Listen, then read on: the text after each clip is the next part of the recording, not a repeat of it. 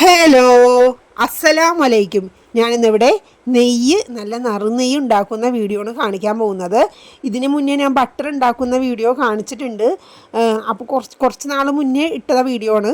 അപ്പോൾ അതുപോലെ തന്നെയാണ് ഈ നമ്മൾ ബട്ടർ ഉണ്ടാക്കിയ ശേഷമാണ് ആ ബട്ടറിൽ നിന്നാണ് നമ്മൾ നെയ്യ് ഉണ്ടാക്കുന്നത്.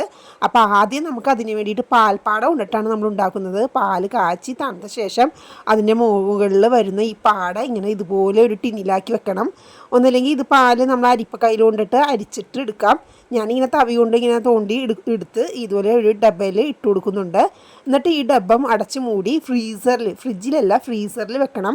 പിന്നെ പിറ്റേ ദിവസം ഇതുപോലെ പാൽ കാച്ചുമ്പോൾ ഇതുപോലെ പാൽപ്പാട കിട്ടും. അങ്ങനെ നമ്മൾ ഒരു മാസം അല്ലെങ്കിൽ അരമാസത്തെ ശേഖരണം പാട ഉണ്ടാവും. ആ പാടയാണ് ഇത്. ഈ പാടയിൽ ഞാനിത് പാലും തൈരും കൂടെ രാത്രി ഇട്ട് നമ്മൾ പുളിപ്പിക്കാൻ വേണ്ടി വെച്ചു. നമ്മൾ തൈരാക്കൂലേ, അതുപോലെ വെച്ചിട്ടുണ്ട്. ഈ ഒരു വീഡിയോ വിശദമായിട്ട് കാണിക്കാത്തത് ഞാൻ ആ ബട്ടറിൻ്റെ വീഡിയോയിലെല്ലാം വിശദമായിട്ട് കാണിച്ചു കൊണ്ടിട്ടാണ് കേട്ടോ. അപ്പം ഇത് നല്ലപോലെ പിറ്റേ ദിവസം രാവിലെ ആകുമ്പോൾ തന്നെ പുളിക്കും. അപ്പോൾ ആ പുളിച്ച ഈ പാൽപ്പാടയും പാലും കൂടെ ഒഴിച്ച്, ഒരു പാക്കറ്റ് പാലും കൂടെ ഒഴിച്ച്, പിന്നെ ഒരു പാക്കറ്റ് തൈരും കൂടെ ഒഴിച്ചിട്ടാണ് തലേദിവസം വെച്ചത്. രാവിലെ ആകുമ്പോൾ തന്നെ അത് പുളിച്ചിട്ടുണ്ടാവും.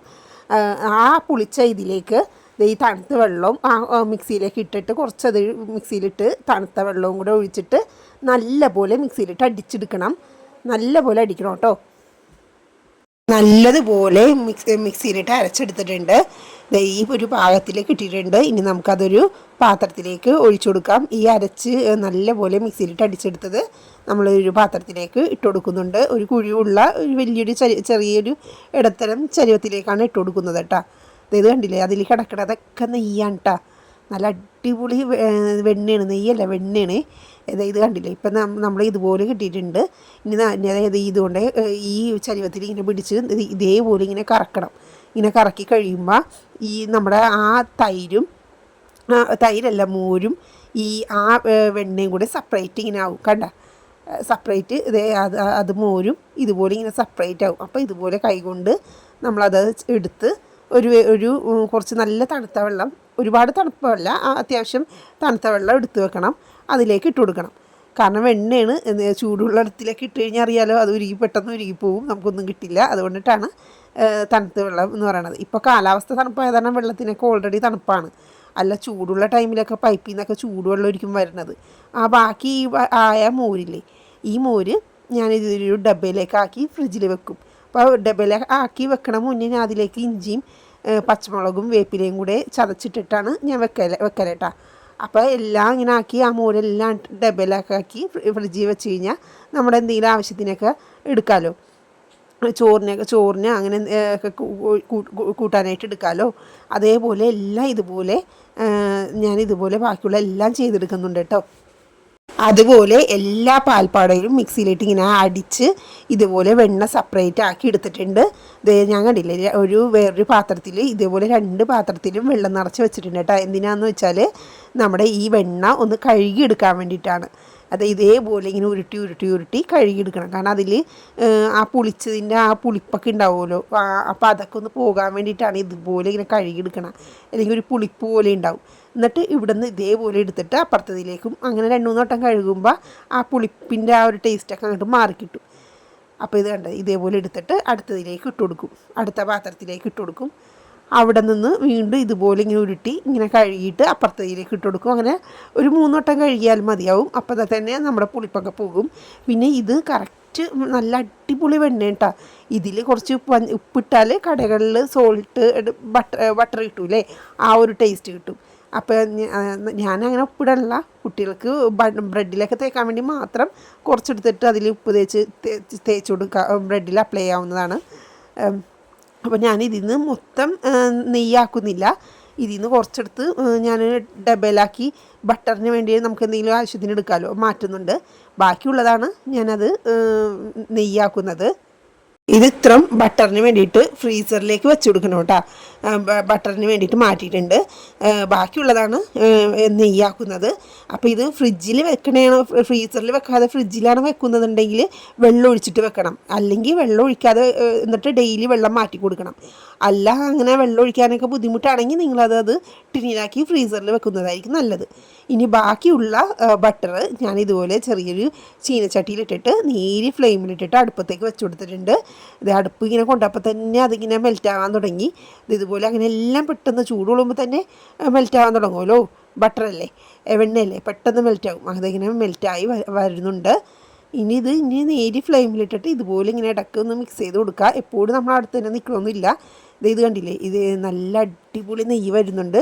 പക്ഷേ ഇതല്ലാട്ട നെയ്യ്, കാരണം ഇതിൽ ആ പാലിൻ്റെ ഒരു വെള്ള കളറുണ്ടോ, വെള്ളവും ആ ഇതും കൂടെ മിക്സായിട്ടാണ് വന്നത്. നമുക്കെല്ലാം വെള്ളം എല്ലാം വറ്റി മാത്രമേ നമുക്ക് കറക്റ്റ് നെയ്യ് കിട്ടുള്ളൂ.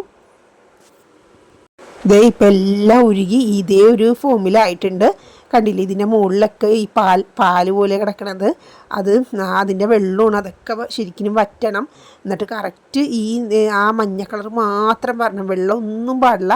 അതേ കണ്ടത് ഞാൻ തവിയിലെടുക്കുമ്പോൾ തന്നെ ഉണ്ട് അതിലിങ്ങനെ വെള്ളയും മഞ്ഞയും കൂടെ മിക്സ് ആയിട്ടാണ് വന്നത്. അതൊന്നും പാടില്ല, കറക്റ്റ് യെല്ലോ മാത്രം വരണം. അപ്പോഴേ നമ്മുടെ നെയ്യ് കറക്റ്റ് ആവുള്ളൂ. പിന്നെ നെയ്യ് ഇതുപോലെ ഉരുക്കി നെയ്യ് ഉണ്ടാക്കുന്ന ടൈമിൽ ഒരു പ്രത്യേക വാട്ട സ്മെല്ലായിരിക്കും. കുട്ടികളൊക്കെ പറഞ്ഞാൽ എന്തൊരു മണമെന്നൊക്കെ പറയുന്നുണ്ട്. പക്ഷേ നെയ്യ് ആയ ശേഷം ഒരു പ്രത്യേക വേറൊരു മണം വരും, നല്ല നെയ്യിൻ്റെ മണം വരും. ഇപ്പം ഇതിങ്ങനെ ഉരുക്കുന്ന ടൈമിൽ ഒരു ബാഡ് സ്മെല്ല് പോലെയൊക്കെ ആയിരിക്കും വരണത്. അങ്ങനെ നേരിയ ഫ്ലെയിമിൽ വെച്ചിട്ട് കൊടുത്ത ശേഷം നമ്മുടെ ഇത് നല്ലപോലെ തിളച്ച് വരുന്നുണ്ട് കേട്ടോ. ഇനി തിളച്ച് ആ വെള്ളമൊക്കെ വറ്റി നമ്മുടെ നെയ്യ് മാത്രം ആയിക്കൊണ്ടിരിക്കണേ. അപ്പം നമുക്ക് ഇടയ്ക്കിടയ്ക്ക് ഇതുപോലെ ഇങ്ങനെ മിക്സ് ചെയ്ത് കൊടുക്കാം. എപ്പോഴും ഇങ്ങനെ അടുത്തുനിന്ന് ഇളക്കി കൊടുക്കണമെന്നില്ല കേട്ടോ. പക്ഷേ നേരി ഫ്ലെയിമിൽ വെക്കാൻ പാടുള്ളേ, മീഡിയം ഫ്ലെയിമിൽ, നേരി ഫ്ലെയിമല്ല മീഡിയം ഫ്ലെയിമിൽ. ഇത് അങ്ങനെ തിളച്ച് നമ്മുടെ ആ വെള്ളയൊക്കെ ശരിക്കും ഇങ്ങനെ മാറി ഇത് ഇത്രയായി. നേരത്തെ ദൂരം വെള്ളം ഉണ്ടായിരുന്നു അല്ലേ, ഇപ്പം അതൊക്കെ ഇങ്ങനെ മാറി. ഇനി ഈ വെള്ളങ്ങളൊക്കെ ഇങ്ങനെ പോയി അടിയിലേക്ക് പോകും, അതങ്ങോട്ട് കരിഞ്ഞു പോകും. ലാസ്റ്റ് മുകളിൽ നെയ്യ് മാത്രം ഇട്ട് വരും. അതാണ് കറക്റ്റ് നെയ്യ് നമ്മുടെ. അതെടുത്ത് നമുക്ക് ടിന്നിലാക്കി വെച്ച് കഴിഞ്ഞാൽ നല്ല ബിരിയാണിയൊക്കെ വെക്കുമ്പോൾ ഇടുമ്പോൾ നല്ല നറുനെയ്യുടെ നമ്മൾ കടയിൽ നിന്ന് വാങ്ങണതിലും നല്ല ടേസ്റ്റ് ആയിരിക്കും, സ്മെല്ലും ആയിരിക്കും. അങ്ങനെ തിളച്ച് ഇത് കണ്ടില്ല, എല്ലാം ഇങ്ങനെ അടിയിലേക്ക് പോയി ഉരുകി അങ്ങോട്ട് പോയിക്കൊണ്ടിരിക്കണേണ് ആ വെള്ളം എല്ലാം. ഇപ്പം യെല്ലോ മാത്രം ഇങ്ങനെ ഗോൾഡൻ കളർ മാത്രമായിട്ട് നമ്മുടെ നെയ്യ് ഇങ്ങനെ ആയിക്കൊണ്ടിരിക്കണേണ്. നമ്മുടെ നെയ്യെല്ലാം തിളച്ച് ഇതേ മുകളിലുള്ള എല്ലാ ആ വെള്ളപ്പാൽ പോലത്തതൊക്കെ മുകളിൽ നിന്ന് താഴേക്ക് പോയിട്ടാ. ഇനി താഴെ കിടന്ന് അത് ശരിക്കും കരിഞ്ഞു പോകും. അപ്പോഴാണ് നമ്മുടെ കറക്റ്റ് പാകാവണത്. നമുക്കതേ മുകളിലൊന്നും ഇപ്പോൾ ഒന്നുമില്ല. ഇതെന്ന് പറഞ്ഞാൽ ആ തിളക്കണതിൻ്റെ ആ പതപ്പ് മാത്രമേ മുകളിലുള്ളൂ, അല്ലാതെ ആ പാലിൻ്റെ ഒന്നും മുകളിൽ വരുന്നില്ല. അപ്പോൾ അതേ നമ്മുടെ ആയിട്ടുണ്ട്. ഇനി നമ്മളിങ്ങനെ നോക്കുക, അടിവശത്ത് നോക്കുമ്പോൾ ആ താഴേക്ക് പോയ ആ പാലിൻ്റെ ഇതൊക്കെ ഇങ്ങനെ കട്ടായി കുറച്ച് സെറ്റായി അത് കരിഞ്ഞു ഇല്ലാതാവുമ്പോൾ നമ്മുടെ നെയ്യ് കറക്റ്റ് പാകത്തിൽ കിട്ടും. അങ്ങനെ നമ്മുടെ നെയ്യൊക്കെ കറക്റ്റ് ആയിട്ടുണ്ട് കേട്ടോ. ഞാൻ നോക്കി, എല്ലാം വറ്റി ഒന്നും ഇല്ലാതായി. അടിയിലുണ്ടായിരുന്ന കുറച്ച് പാൽപ്പാട പോലത്തേതൊക്കെ ഇങ്ങനെ കരിഞ്ഞു പോയി. നമ്മുടെ ആയിട്ടുണ്ട്. നമുക്ക് അടുപ്പ് ഓഫ് ചെയ്ത് ഒന്ന് തണുത്ത ശേഷം ഡബയിലേക്ക് ആക്കാം. അപ്പോൾ അതിന് തണുത്ത ശേഷം ടിന്നിലാക്കി വെച്ചിട്ടുണ്ട് കേട്ടോ. ഇപ്പം ഇങ്ങനെ ലൂസായിട്ടിരിക്കണമെങ്കിലും ശരിക്കും നല്ല പോലെ ഇത് തണുപ്പാറി ചൂടില്ല എങ്കിൽ പോലും ഇനി ശരിക്കും തണുത്ത ശേഷം കടയിലെ നെയ്യ് പോലെ നല്ലിങ്ങനെ ആ കട്ട നെയ്യ് പോലെ വരും. നല്ല നെയ്യ് കിട്ടിയിട്ടുണ്ട് കേട്ടോ. നല്ല പോലെ തണുക്കും തോറും സെറ്റായി വരണണ്ട, നമ്മൾ കടയിൽ നിന്ന് വാങ്ങണ പോലെ തന്നെ സെറ്റായി വരുന്നുണ്ട. അപ്പോൾ എല്ലാവരും ട്രൈ ചെയ്യണം, വളരെ സിമ്പിളാണ്. ഒരു പാൽപ്പാടം കൊണ്ടിട്ടാണ് നമ്മൾ ഈ നെയ്യും ബട്ടറൊക്കെ നോക്കിയത്. അപ്പോൾ എല്ലാവരും സപ്പോർട്ട് ചെയ്യുക, എൻ്റെ ചാനലൊക്കെ കാണുക, ലൈക്ക് ചെയ്യുക, ഷെയർ ചെയ്യുക, എന്നെ സപ്പോർട്ട് ചെയ്യണേ.